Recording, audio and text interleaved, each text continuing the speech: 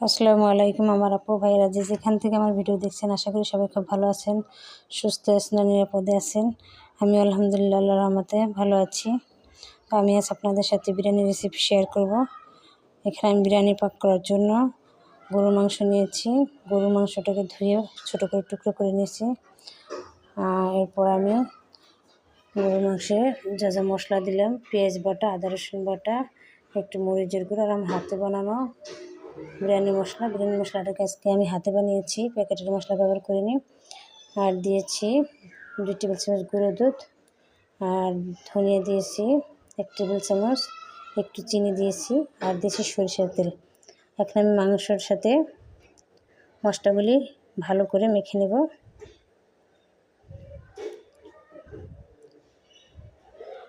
মাংসটাকে মশলার সাথে মেশানো হয়ে গেছে। আমি এখন আধা ঘন্টা রেস্টে রেখে দেবো। আধা ঘন্টা রেস্টে রাখার পর আমি চুলায় বসিয়ে দিলাম।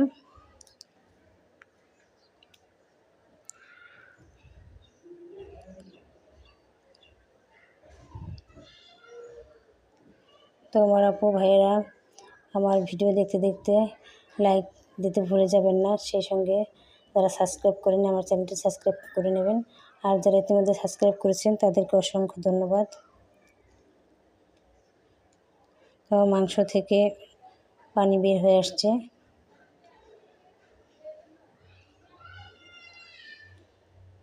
মাংস কষানো হয়ে গেছে। এর মধ্যে আমি টুকরো করে আলু কেটে দিলাম। আলুর সাথে আর কিছুক্ষণ রান্না করে নেব।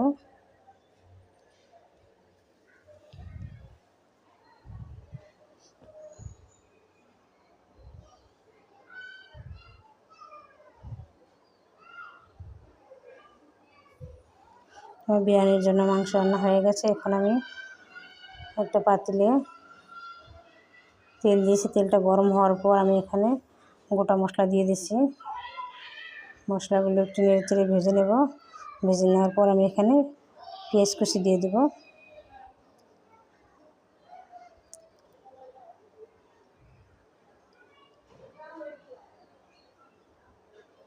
পেঁয়াজটাকে আমি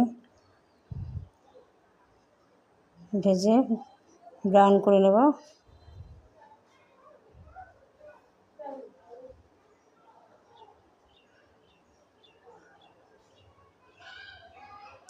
তোমার পেঁয়াজ ভাজা হয়ে গেছে। এর মধ্যে আমি আগে থেকে ধুয়ে রাখা পোলার চাল দিয়ে দিলাম। পোলার চালটাকে আমি কিছুক্ষণ নেড়ে চেড়ে ভেজে নেব। পোলার চালটা ভেজে নিলে বিরিয়ানির স্বাদটা ভালো হয়, সুন্দর একটা ফ্লেভার আসে।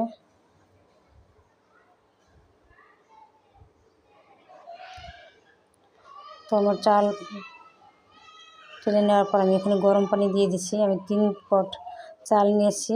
3 পট চালে আমি পানি দিয়েছি 6 পট। তো আমার পানিটা আর একটু টানিয়ে নেব। আমার পানিটা টেনে যাওয়ার পর আমি এখানে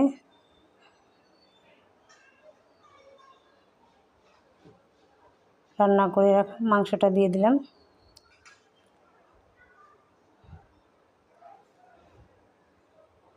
মাংসগুলো আমি চালের সাথে উপর থেকে নিয়ে যেয়ে ভালো করে মিলিয়ে দেব।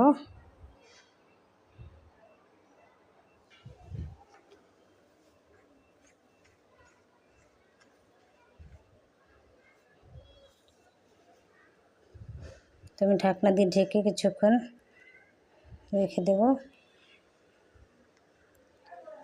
তো আমি আবার ভালো করে নেড়ে চেড়ে মিলিয়ে দেওয়ার পর পাশের চুলায় আমি তাওয়া গরম দিয়েছি। তারপর বসিয়ে আর কিছুক্ষণ দমে রেখে দেব।